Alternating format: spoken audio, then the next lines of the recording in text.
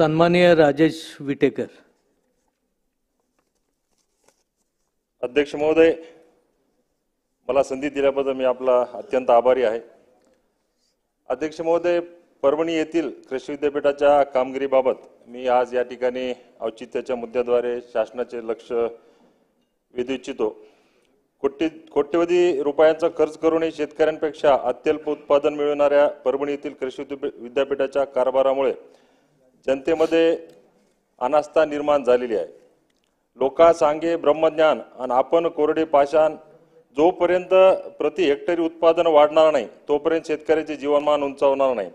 उत्कृष्ट प्रतीचे बियाणे, खताची पुरेशी मात्रा, दर्जेदार फवारणी औषधे, पाण्याचे सुयोग्य नियोजन यांचे नियोजन केल्याशिवाय शेतकऱ्यांना भरघोस उत्पन्न मिळणार नाही.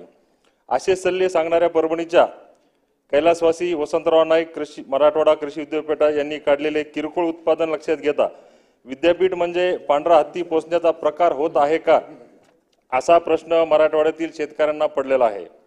कोट्यवधी रुपयाचा खर्च करून अत्यंत फुटकळ उत्पादन मिळाल्याचे निदर्शनास आले आहे आणि तशा पद्धतीचे वर्तमानपत्रामध्ये आपल्याला ते पाहायला सुद्धा वाचायला मिळालेलं आहे. विद्यापीठाने सोयाबीनची 2307 हेक्टरवर पेरणी करून 6628 क्विंटल उत्पन्न मिळवले, म्हणजे केवळ 2.87 प्रति एकर उत्पन्न मिळवलेले आहे.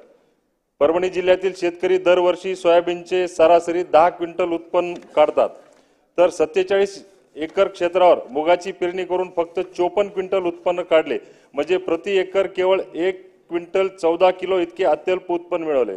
जिल्ह्यातील शेतकरी दरवर्षी 6 ते 7 क्विंटल उत्पन्न काढून दाखवतात. शेतकऱ्यांसाठी योग्य मार्गदर्शन करून त्यांना उत्पन्न वाढीचे सूत्रे शिकवणे म्हणजे तसेच नवनवीन संशोधन करणे हा कृषी विद्यापीठाचा उद्देश सोडून दरवर्षी मिळणाऱ्या 100 कोटी रुपयांच्या अनुदानापैकी फक्त 2 कोटी रुपये संशोधनासाठी खर्च केले जातात, तर सुमारे 34 कोटी रुपये मजुरांची बनावट हजेरी दाखवून उचलण्यासाठी खर्च केले जातात. अशी चर्चा नागरिक वर्तमानपत्रातून प्रसिद्ध झालेल्या असल्यामुळे विद्यापीठ पुरते बदनाम झालेले आहे. विद्यापीठाची आमदनी 8 आणि खर्चा रुपया अशा प्रकार सध्या आपल्याला पाहायला मिळत आहे, ते थांबवण्याची गरज आहे. आर्थिक टंचाई, खतांचा तुटवडा, बोगस बियाणांचा मारा, दर्जाहीन फवारणीची औषधे, नैसर्गिक आपत्तींचा अडथळा अशा प्रतिकूल परिस्थितीतही परभणीसह मराठवाड्यातील शेतकरी कृषी विद्यापीठ पेक्षा 5 ते 6 पट जास्त उत्पन्न काढतात.